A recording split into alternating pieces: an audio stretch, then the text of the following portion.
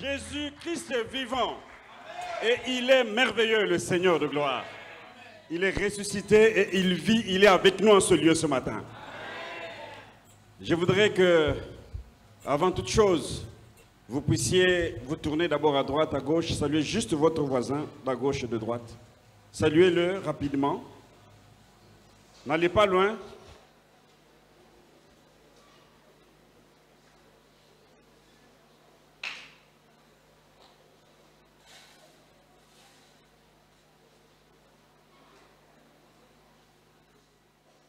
Et je voudrais que nous puissions prier un tout petit peu, le Seigneur. Vous allez dire au Seigneur que cette parole qu'il nous donne ce matin agisse dans ton cœur. Qu'il te parle d'après ton problème. Et qu'il te parle d'après le fardeau que tu as pour la conquête de cette année. Alors parle au Seigneur.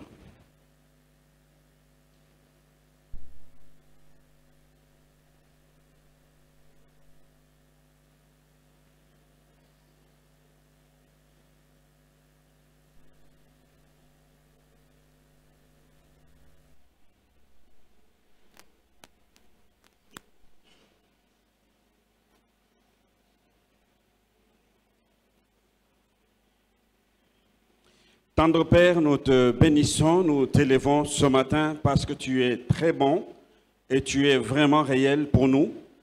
Nous sommes fiers de t'appartenir et nous sommes fiers de nous présenter devant ton trône, nous que tu as créés avec amour, Seigneur, et pour ta gloire.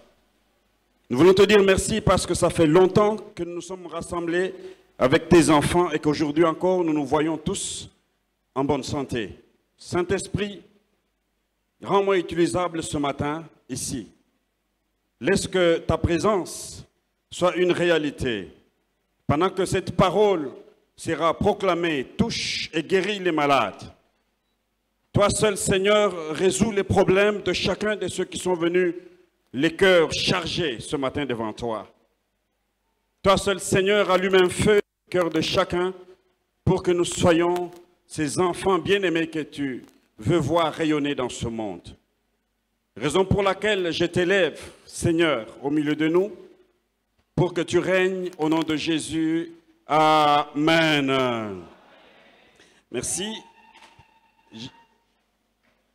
Je voudrais m'acquitter d'un devoir, celui de dire merci à notre papa, qui a bien voulu nous choisir ce matin pour exhorter l'Église et l'Assemblée du Seigneur. Merci, papa. Et aussi, merci à vous tous qui acceptez de nous recevoir ce matin. Nous voulons lire la parole du Seigneur. C'est juste un verset que nous allons lire, Jean, chapitre 15, verset 16. Évangile de Jean, chapitre 15, verset 16. On s'élève pour lire la parole du Seigneur. Jean, chapitre 15, verset 16.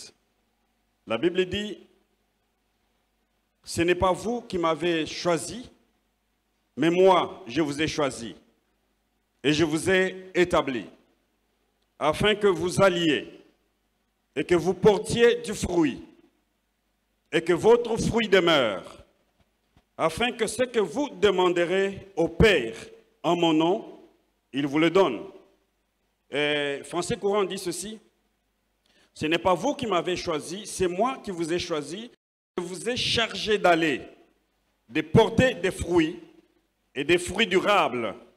Alors le Père vous donnera tout ce que vous lui demanderez en mon nom. » Amen. Veuillez vous asseoir. Frères et sœurs, je voudrais juste vous donner un message qui a impacté mon cœur cette année.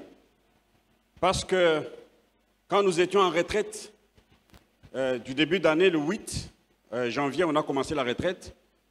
Et moi, le jeudi de cette semaine-là, ça doit être le 11, j'étais dans ma chambre, je priais l'après-midi, vers 16h, 17h. Et pendant cette retraite, le Seigneur ne m'a parlé qu'une fois. Et la seule fois qu'il m'a parlé, c'est ce verset qu'il m'a donné. En fait, il m'a donné deux versets. Celui-ci et l'autre que nous allons lire après.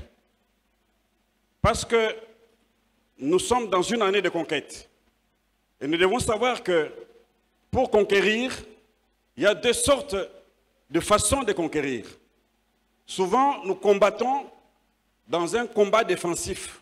C'est-à-dire, le diable est venu, il nous a bousculés, il nous a arraché certaines choses et nous combattons pour arracher ce qu'il nous a pris. Mais il y a une autre manière de combattre. C'est dans un combat offensif. C'est-à-dire, c'est nous qui allons dans son camp et qui l'attaquons.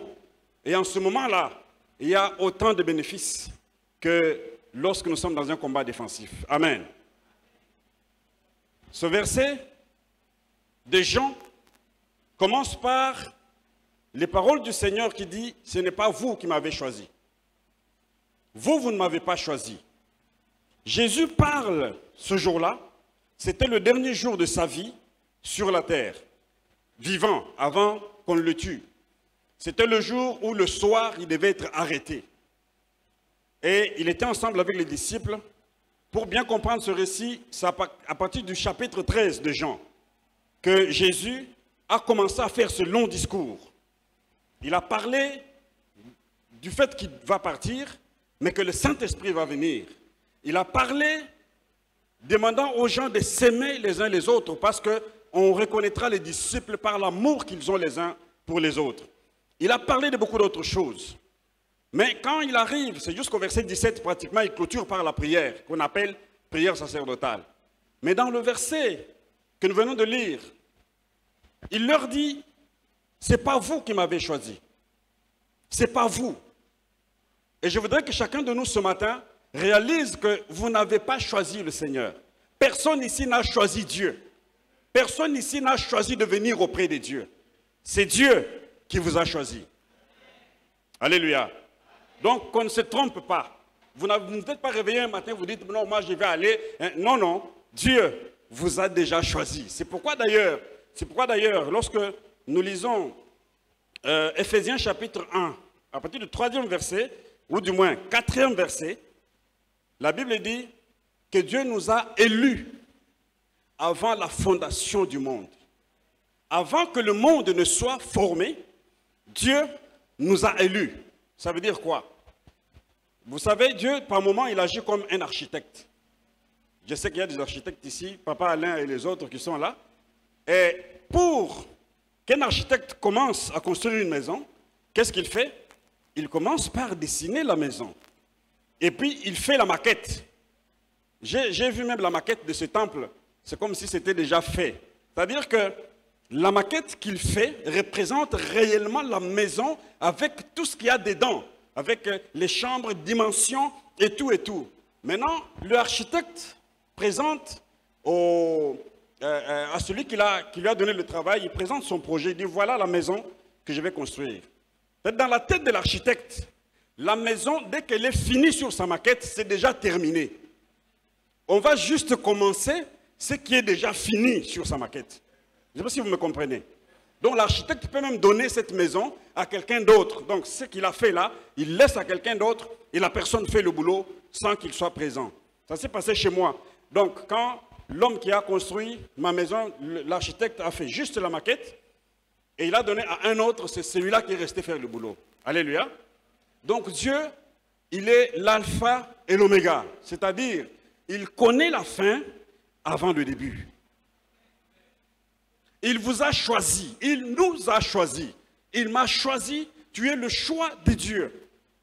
Pour un but, pour une destination quelconque. C'est ce que le Seigneur voulait nous faire comprendre. Que personne n'imagine qu'il est venu de lui-même. Que personne ne s'imagine qu'il est venu dans cette église par hasard. Parce qu'il y en a qui sont venus de loin, de Kasavubu. Il y en a qui sont venus de Kalamo, il y en a qui sont venus de partout. À côté de chez vous, il y a des églises. Toute la route là où vous avez fait, il y a des églises. Qu'est-ce qui fait que vous soyez ici? C'est parce que Dieu, avant la fondation du monde, il a regardé et il a dessiné le genre d'hommes, le genre de personnes qui peuvent travailler à une époque donnée dans une vision déterminée. Est-ce que vous comprenez? Sinon, vous serez né en 1420. Mais vous, vous êtes né maintenant. Pourquoi? Parce que c'est maintenant le temps que Dieu avait prévu pour vous, que vous soyez là. Si vous étiez né en 1920, vous serez peut-être sans impact dans cette période. Vous alliez passer votre génération sans devoir rien réaliser. Mais voilà que Dieu a voulu que quand le temps est accompli, vous puissiez venir. Donc vous avez une mission, c'est pourquoi Dieu vous a choisi lui-même afin que vous puissiez accomplir cette mission-là. Amen. Quelle est la mission? À chaque fois, quand Dieu veut sauver un peuple, il choisit des hommes et des femmes qu'il utilise dans ce travail afin de pouvoir sauver cet homme. L'une de ces personnes, c'est Moïse. Vous voyez, Moïse, Dieu a entendu le cri. Exode, hein? Dieu entend le cri du peuple de Dieu qui souffrait en Égypte. Et Dieu vient voir Moïse. Il lui révèle la vérité. Il lui révèle la vérité de son cœur. Ça, c'est dans Exode chapitre 3. Dieu dit, j'ai vu la souffrance de mon peuple. J'ai entendu les cris que lui font pousser les Égyptiens. Et j'ai vu, je connais ses souffrances. Mais je suis descendu aujourd'hui pour pouvoir le délivrer. Amen. Quand Moïse entend ça, il était content de dire que Dieu s'est levé pour aller délivrer. Mais quand on pousse un peu plus loin, Dieu dit à Moïse, toi va, tu vas aller délivrer ce peuple. Et c'est là où la difficulté pour Moïse commence. Alléluia. Le peuple d'Israël, c'était de représenter les intérêts de Dieu sur la terre. C'était le peuple que Dieu s'était choisi lui-même.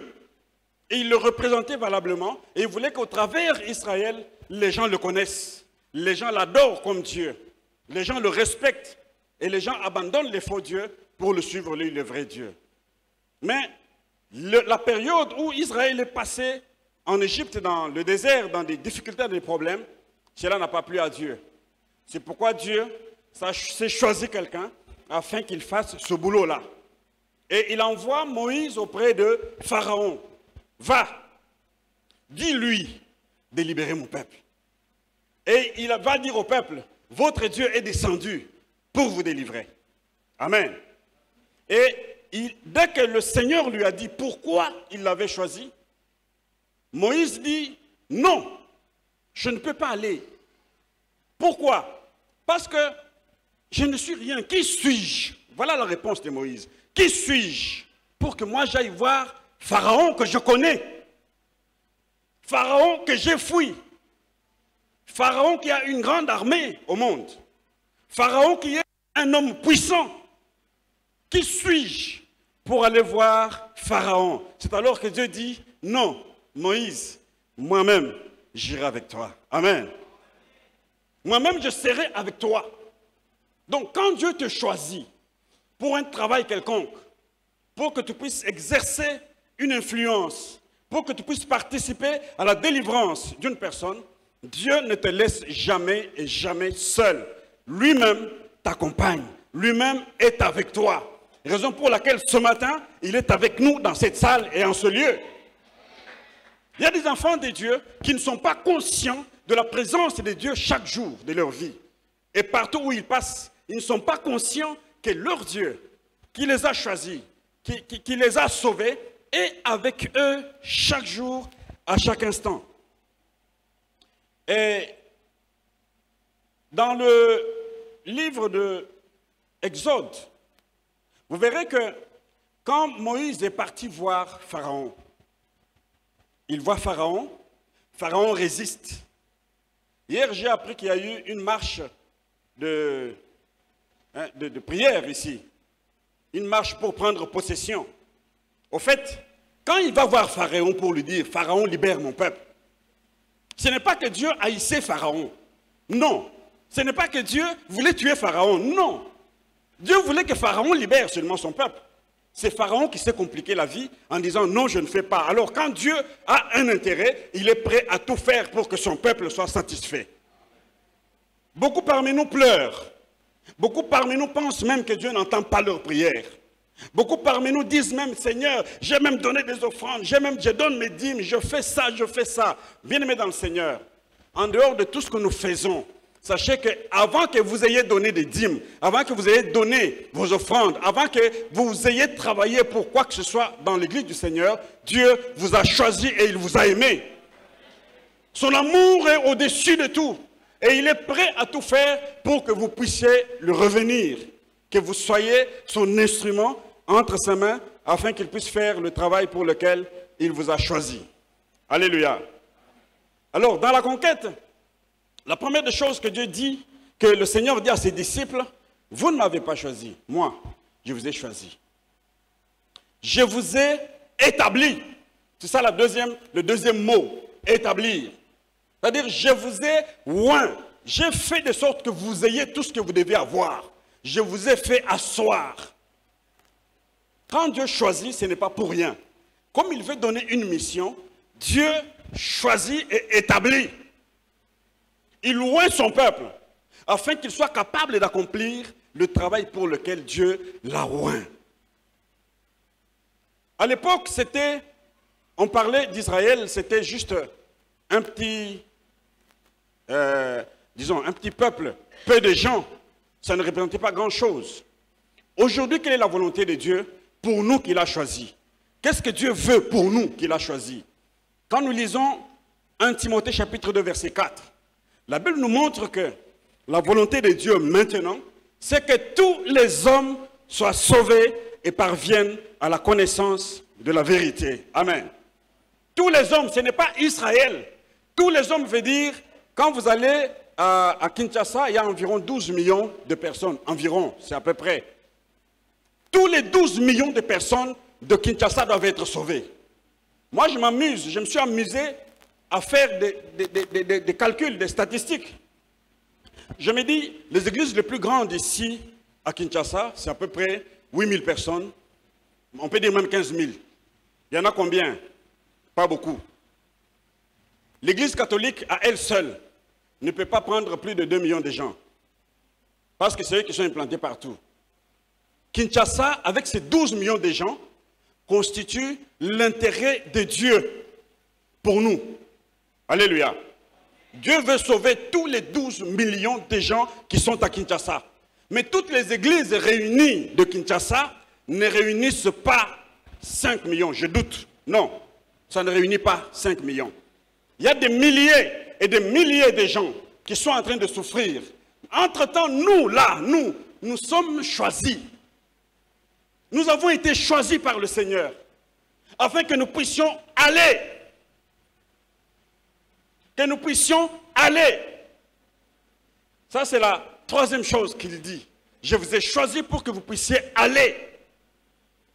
Quand Dieu dit aller, je ne comprends pas. Quand je regarde l'Église, en général, nous, les enfants de Dieu qu'il a choisis, quand Dieu dit aller, je vois que les gens ne partent pas.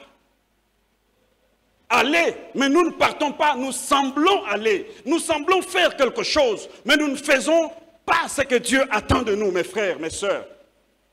Il a dit aller, mais pourquoi ne partons-nous pas? Pourquoi ne partons-nous pas?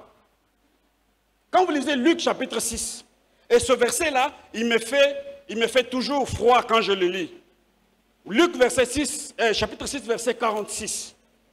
Il dit, pourquoi m'appelez-vous Seigneur, Seigneur, mais ne faites-vous pas ce que moi, je vous commande?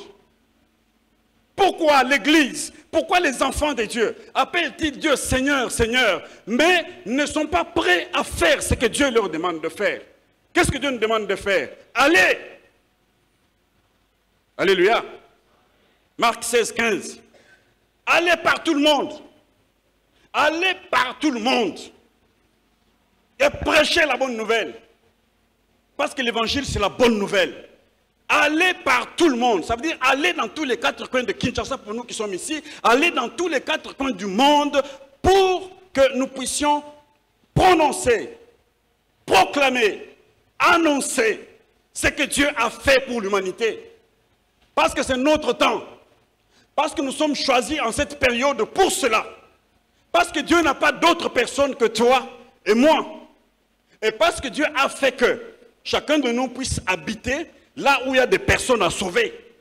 Il a fait de sorte que chacun de nous puisse côtoyer au boulot ou n'importe où des personnes à sauver.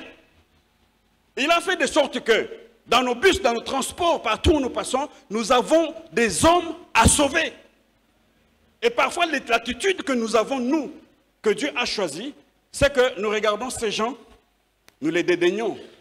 Nous disons, mais regardez comment, regardez leur vie, regardez comment ils vivent, regardez ces gens-là. Alors que Dieu nous a choisis, nous a oints pour aller faire quoi? Aller porter du fruit. C'est ce que la parole qu'on a lue dit. Aller porter du fruit. Le fruit, c'est lorsque nous nous présentons comme des envoyés de Dieu. Nous sommes réellement des envoyés de Dieu. Et nous devons, notre vie sur la terre ne peut pas se passer comme ça. Tout à l'heure, on a chanté 2 cantiques intéressants. J'ai aimé ça. Le premier disait, là-haut, mon nom est écrit. Alléluia. Là-haut, mon nom est écrit. Ça veut dire que Dieu qui a écrit ton nom, là-haut, c'est parce qu'il te compte parmi des gens sur qui il a mis une onction, sur qui il a un programme, un projet. Et il a écrit ce nom. Et il regarde, tous les jours, il te regarde pour voir est-ce que tu es capable au moins de faire cette mission que Dieu t'a donné de faire. Quand j'ai reçu ce verset, je me suis beaucoup tourmenté. Je n'ai plus prié ce jour-là, je n'ai fait que réfléchir. Et le Saint-Esprit m'a aidé.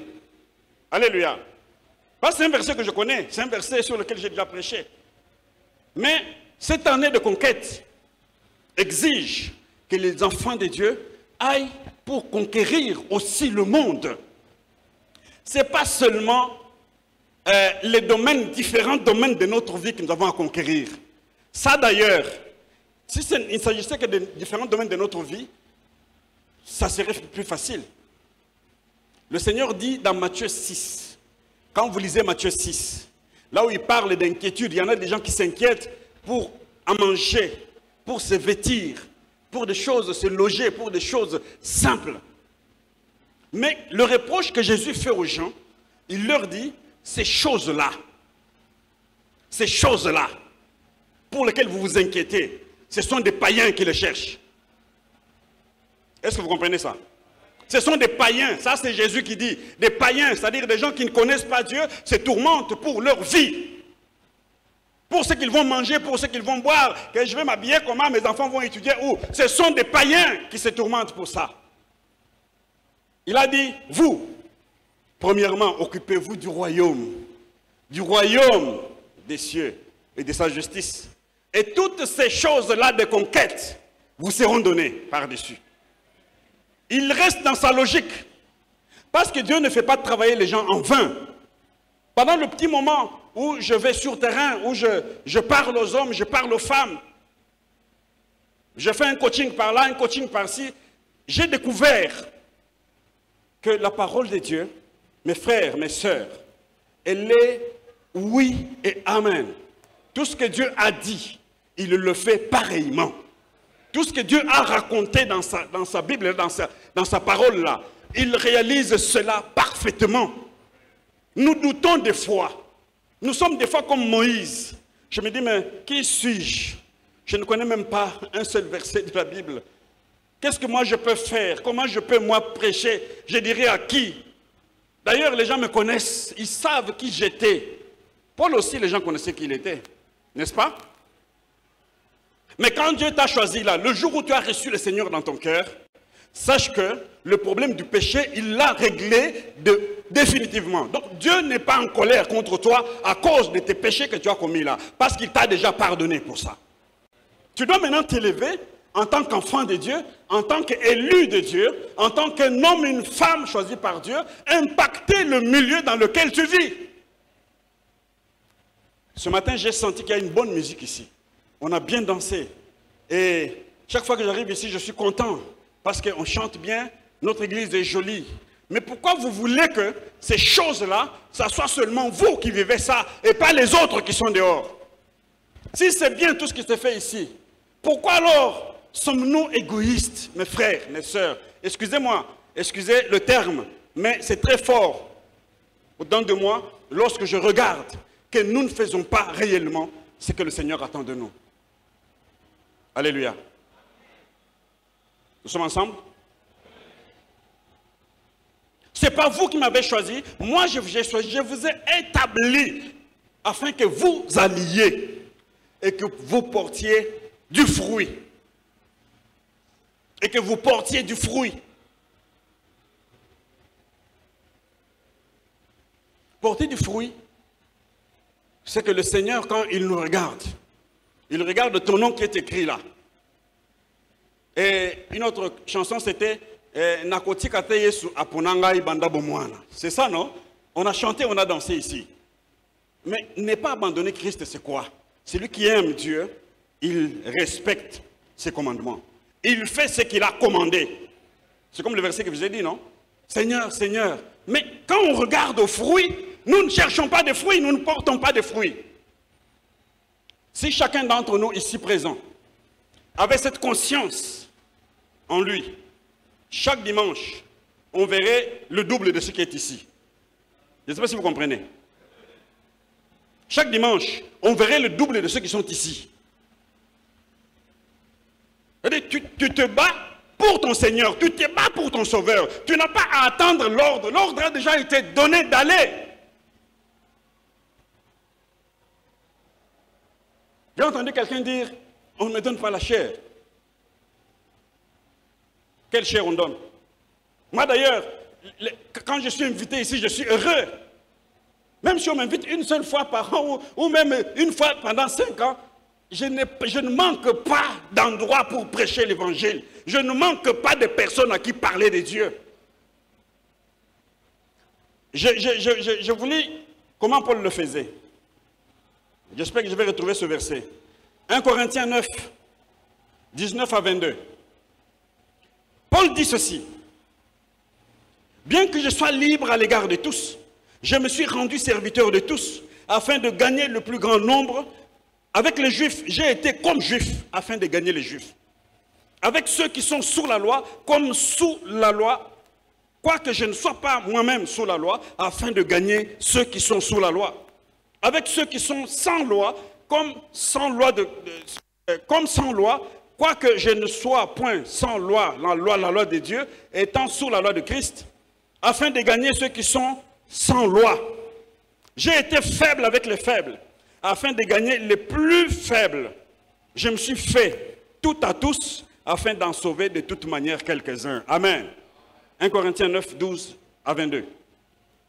Je me suis fait tout à tous, afin de gagner quand même quelques-uns. Dans le milieu où moi je passe, je rayonne. Parce que les gens doivent savoir que moi je suis un enfant de Dieu. J'influence les autres à croire au Seigneur. Alléluia. Parce que je suis un enfant de Dieu. J'ai déjà prêché dans des bus. J'ai déjà prêché en route. J'ai même déjà prêché en avion. Et d'ailleurs, en avion, c'était bizarre. Le Seigneur me dit, il faut parler à ce jeune homme qui était assis à côté de moi. Et comme vous le savez, quand on quitte le Congo, le français disparaît, c'est l'anglais dans les avions. Il fallait que je parle à cet homme. J'ai dit, Seigneur, je veux faire quoi? J'ai commencé à balbutier dans mon pauvre anglais que j'ai. Je parle un peu, oui, le jeune homme réplique un peu, mais à un moment donné, le Saint-Esprit me pousse à regarder ses mains. Quand je regarde, je vois un livre écrit en français. J'ai dit, mais papa, vous parlez français? Il dit, oui. Moi, je dis, ah, mais comment? Comment tu vas laisser souffrir comme ça? Alors, j'ai sauté sur l'occasion, j'ai parlé à ce jeune homme. Dans l'avion, il a pleuré, il a reçu le Seigneur Jésus. Et il m'a amené même sa famille chez moi ici, à la maison, quand j'étais encore à Bandal ici. Alléluia. Nous avons peur de quoi? Il est là avec nous. Est-ce que nous avons honte de l'évangile? Est-ce qu'on a honte de la parole de Dieu? Est-ce qu'on a honte de ce que Jésus a fait pour nous?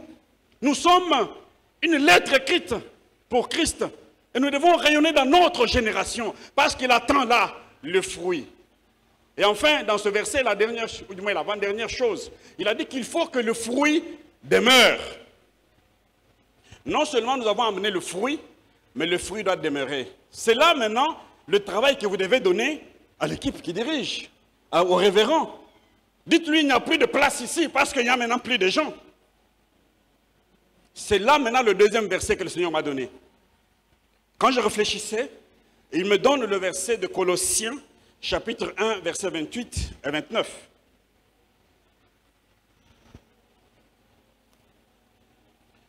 Colossiens, chapitre 1, versets 28 et 29, il dit ceci. Celui que nous annonçons, exhortant tout homme, instruisant tout homme en toute sagesse, afin de présenter à Dieu tout homme devenu parfait en Christ. Ce à quoi je travaille, en combattant avec sa force qui agit puissamment en moi. Amen. Il dit que quand vous allez amener ces gens, pour que le fruit demeure, il faut que ces gens soient exhortés. Il faut qu'on puisse les former. Il faut que ces gens puissent recevoir la parole de Dieu. Et ainsi, ils vont s'asseoir. Il dit, je travaille à cela avec la puissance de Dieu qui agit puissamment en moi. Alléluia. Et Paul l'a fait. Et il l'a fait. Dans le livre de Romains chapitre 15, il est en train de raconter comment il s'est fait que dans peu de temps, il a fait 3 voyages missionnaires, mais dans peu de temps, il a gagné beaucoup de gens à Christ. Et il dit que depuis Jérusalem et dans les pays voisins, jusqu'en Illyrie, j'ai abondamment prêché l'évangile de Christ. Alléluia. Abondamment, j'ai prêché l'évangile de Christ. J'ai abondamment prêché. Et il dit même, je me suis fait honneur de prêcher Christ là où Christ n'avait point été nommé. Alléluia. Je me suis fait honneur. Quand moi je suis devant quelqu'un à qui je parle de Christ, c'est un honneur que Dieu me fait d'être son messager, d'être son représentant. Mes frères, mes sœurs, vous êtes les messagers du Seigneur. Nous sommes les messagers de Dieu. Et Dieu attend beaucoup sur ces messagers. Parce qu'il ne s'arrête pas là. Alléluia. Quand j'ai fait le boulot et que j'ai fini le boulot, il y a maintenant la phrase de conquête qui vient. Il dit, quand vous serez allés, vous allez porter du fruit. Et quand je verrai que votre fruit a demeuré, alors tout ce que vous me demanderez à mon Père, en mon nom, je le donnerai. Est-ce que vous avez compris ça? Il dit, tout ce que vous demanderez à mon Père, en mon nom à moi, je vous le donnerai. C'est quand? Quand vous serez allés, quand vous aurez porté du fruit, et quand j'ai vu que le fruit demeure, alors viens, dis-moi, Seigneur, je veux ça. Et voici, Dieu ne te donne pas ça. Pour ceux qui travaillent dans le monde bancaire, ça s'est fait, ces choses se sont faites souvent à l'époque de Mobutu, mais ça se fait aujourd'hui. Vous allez voir que quelqu'un a un chéquier, il te fait un chèque. Quand quelqu'un te fait un chèque, il met un montant, ça veut dire que je peux aller à la banque, lui n'est pas là, j'ai dit, voilà, il m'a demandé de retirer ce montant, et je le retire. Mais il s'est passé qu'il y a des gens dans ce pays qui avaient reçu des chèques en blanc. Vous savez, les chèques en blanc, c'est-à-dire que l'homme écrit, il signe de sa signature, mais la place du montant, il laisse vide, il dit, va retirer toi-même, va retirer ce que tu veux, va mettre le chiffre. Et il y en a qui partent comme ça, ils tremblent. Il ne sait pas quel chiffre. Il dit, mais si je demande beaucoup, il va trouver que je suis. Mais quelqu'un qui te dit, retire. C'est le chèque en blanc que Dieu nous donne dans ce verset. Quand il dit, tout ce que vous demanderez à mon Père, tout ce que vous demanderez. Mais moi, je saute sur l'occasion et je demande à Dieu. Et il donne. Alléluia. C'est cela ce que nous sommes. Dieu a beaucoup d'attention sur nous et il nous attend là. Est-ce qu'il a fait? Est-ce qu'il a demandé? Mais très souvent, nous demandons en priant, sans vouloir faire quelque chose pour le Seigneur. Paul, en faisant ça, en amenant les gens à l'église, Paul avait une équipe, comme une équipe qui est ici. L'équipe de Paul était composée de Timothée, de Tite, qui étaient des pasteurs, qui l'utilisaient, son équipe directe. Il y avait Silas, qui était son assistant direct.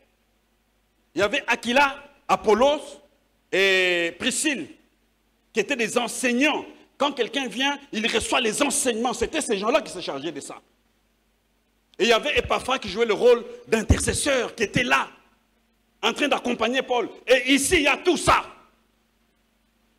Alors si vous ne savez pas prêcher, amenez ne fût-ce qu'une personne. Lui, quand il viendra ici, il va trouver Priscille, il va trouver Aquila, il va trouver tout le monde ici, il va trouver Timothée, il va trouver Tite. Parce que cette équipe, elle est une équipe forte et une équipe dynamique. Alléluia. Je vois souvent ce papier-là, quand je passe ici, souvent sur la table. C'est le papier d'invitation, n'est-ce pas? Pour inviter les gens au culte. Pour montrer aux gens, voilà, nous avons tel culte, tout ça, tout ça. Pour moi, je ne sais pas si le révérend doit le dire, mais pour moi, chacun d'entre nous doit se précipiter pour avoir même 10 papiers chaque semaine. Même 15 papiers chaque semaine. Qu'est-ce que tu as à faire? Tu n'as pas à dégrainer tout un chapelet de versets. Celui qui t'a envoyé est avec toi. Voilà pourquoi, souvent, quand je prêche aux gens qui ne connaissent pas le Seigneur, souvent, quand ils reçoivent le Seigneur, ils pleurent. Parce que la parole le touche. Parce que le Saint-Esprit, pendant que je parle, le Saint-Esprit touche les cœurs. Et même pendant que je parle là, il y a des gens qui sentent leur cœur vivement touché et ça bouge. Alléluia. C'est vrai ou c'est pas vrai? Parce que ce n'est pas moi. C'est celui qui m'envoie ce matin, celui qui est avec moi ce matin, celui qui vous envoie et qui donne le feu. Il veut que ce feu continue à brûler dans votre cœur pour lui, pour que le royaume de Dieu se remplisse. Afin que, même s'il faut que le diable soit seul en enfer, il soit seul en enfer. Est-ce que nous sommes ensemble? Mes frères, nous passons beaucoup de temps à beaucoup de choses qui ne sont pas intéressantes. Vous savez, quand j'étais à l'université, parce que je me suis converti à l'université, j'étais en premier graduat, je me suis rendu quelque part dans une province où je devais faire le graduat. Il y a des amis qui étaient venus aussi d'autres provinces. On s'est retrouvés à l'université, on travaillait. Mais quand les gens là ont vu ma marche à moi, ils venaient me suivre à l'église. Parce que quand je sortais, moi, je vais au cours. Quand je quitte les cours, je suis à l'église. Je n'étais pas payé. Personne ne m'avait rien donné. On ne me payait pas. Et je ne réclamais rien. Mais le feu qui brûlait en moi a fait que j'ai amené un gars qui était venu de Mbujimaï, qui est un serviteur de Dieu là-bas, mais qui a arrêté de prier. Un jour, il est venu me voir, il dit, quand j'étais venu ici, je voulais me concentrer seulement aux études.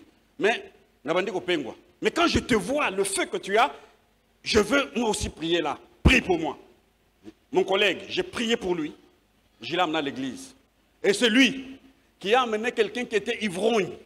Quelqu'un qui fumait un paquet de cigarettes par jour au Seigneur. L'homme qui est aujourd'hui mon cordon. Albert. Moi, je ne le connaissais pas. C'est l'autre là qui l'a amené et aujourd'hui, il est une bénédiction pour l'église. Amen. Je voudrais que nous comprenions ensemble, mes frères et sœurs. Parce que quand le Seigneur promet quelque chose qu'il promet, il le fait. On s'est dit, mais comment on le fait? De quelle manière on va faire? Quand vous lirez votre Bible, il n'y a plus beaucoup de temps. Vous lirez votre Bible dans le livre de Marc, au chapitre 4, versets 13 à 20. Le Seigneur parle de la parabole du semeur. Il parle du semeur, le semeur qui sort pour s'aimer son grain. Le semeur, c'est quelqu'un qui va planter. Moi, je suis un agriculteur. Je fais les champs. Un semeur, c'est celui qui porte le nom de son travail qu'il fait. Amen. Le nom de son travail, c'est ce qu'on lui a donné. Semeur. Et un semeur ne reste pas à attendre, il sort pour aller s'aimer. Parce que tant qu'il ne sort pas pour aller s'aimer, rien ne se fera, il ne va jamais récolter. Et un semeur sait que ce n'est pas dans sa maison qu'il y a la sémence, qu'il peut s'aimer. Le champ, ce n'est pas dans sa maison. C'est comme un pêcheur qui se rend dans une piscine avec ses filets pour aller jeter et gagner les poissons. Il va gagner les poissons. Il va attraper dans une piscine. Un pêcheur. Il faut aller dans le fleuve, dans le lac. Là, il va gagner. Ici, Tout le monde ici est converti, a donné sa vie au Seigneur. C'est pourquoi pour moi, la chair ici, c'est pas... Le révérend peut même lui-même, mais parce que c'est un homme, c'est pourquoi il se repose un peu et il nous aide aussi, nous, ses collaborateurs. Mais normalement, c'est lui qui est chargé pour annoncer, nourrir, dans Colossiens 1, 28 et 29, ça c'est lui. Mais nous autres, nous devons faire notre boulot, mes frères, mes sœurs. Pourquoi ces papiers restent-ils? Donnez-lui du boulot, demandez-lui d'imprimer autant. C'est terminé, papa, imprimer. Et chaque dimanche, il y aura des milliers de gens nouveaux ici. Il y aura des milliers de nouvelles personnes ici. Parce que si vous voulez que 10 personnes fréquentent l'église ici chaque dimanche, il faudra qu'environ 100 personnes soient prêchées. Et ceux qui viendront là, il y en a à peu près 8 qui vont rester. Ou 3. Alléluia. Nous ne devons pas arrêter tant que les gens meurent autour de nous. Nous ne devons pas arrêter tant que les gens sont en souffrance, vont en enfer. Le diable tourmente les familles. Nous avons le pouvoir de les délivrer, de les sauver. C'est quand vous êtes sur le terrain que vous voyez la puissance de Dieu en action. Ce n'est pas vous qui m'avez choisi. Mais moi, je vous ai choisi. Je vous ai établi.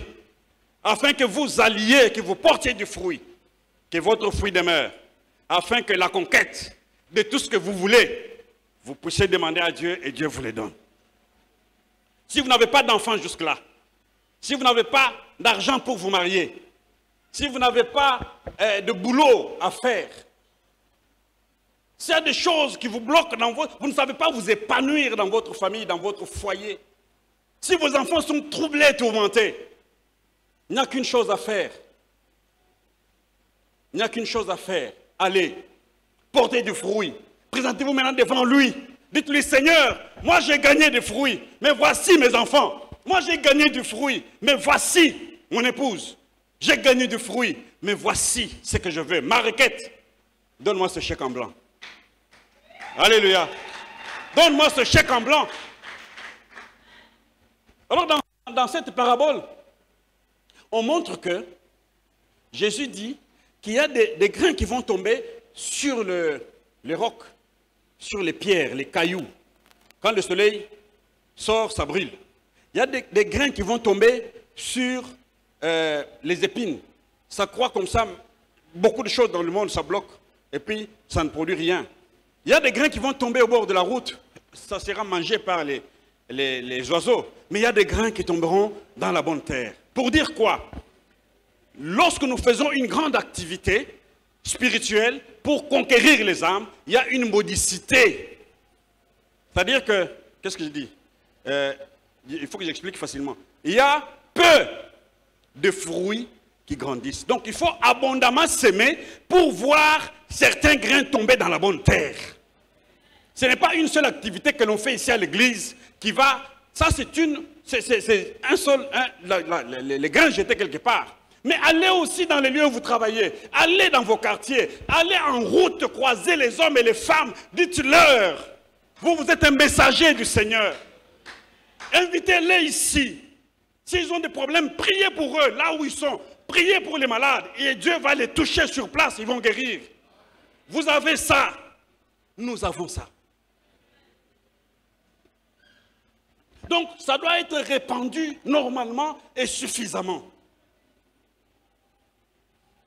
J'ai demandé, juste en guise de foi, notre foi que nous avons en Dieu, que chacun de nous, à partir d'aujourd'hui, fasse un acte de foi, que vous preniez ces papiers, que vous preniez quelques papiers de ça, et que ça soit chaque semaine, sans qu'on vous le demande. Prenez et donnez, prenez et priez pour ça, donnez. Ceux qui viendront, ils viennent. Ceux qui ne viendront pas, ils ne viennent pas, ce n'est pas votre problème. Votre problème est que vous soyez ce messager qui arrive et qui atteint l'objectif. Est-ce que quelqu'un peut prendre ces papiers aujourd'hui? Amen. Peut-être que vous n'avez jamais pris ça. Vous êtes étudiant, vous êtes un homme d'affaires, vous êtes, je ne sais pas ce que vous êtes. Mais prenez ces papiers aujourd'hui. Là où vous serez, sachez que celui qui m'envoie est avec moi. Et celui qui m'envoie m'a promis ma conquête. Et je vais accéder à cette conquête. Est-ce qu'on peut prier le Seigneur?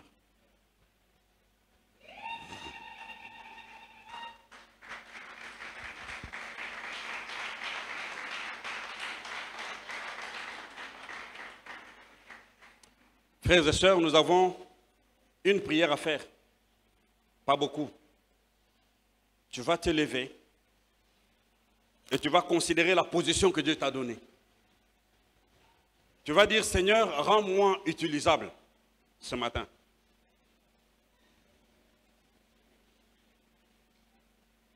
Rends-moi utilisable ce matin.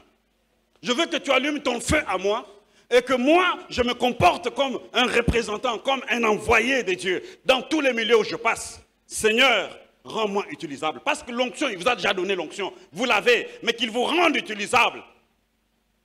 Que votre peur tombe, que votre gêne que vous avez tombe, mais que vous présentiez la tête haute parce que le Seigneur attend les fruits que vous avez à donner. Alors tu parles au Seigneur, Seigneur, rends-moi utilisable pour ta gloire. Parle à Dieu, parle au Seigneur, parle à Dieu.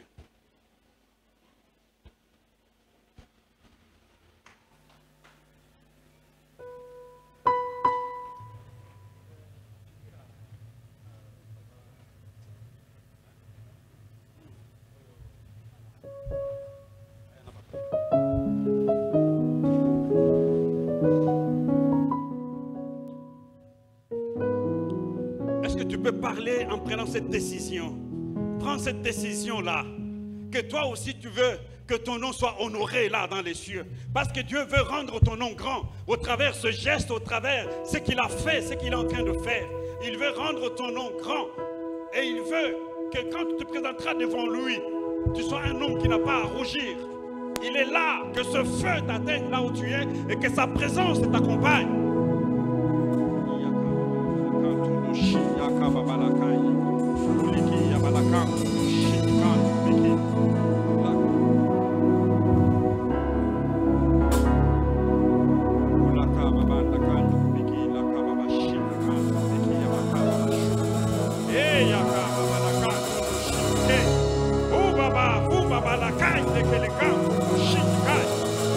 Lève-toi, Seigneur, et touche les cœurs de ton peuple ce matin.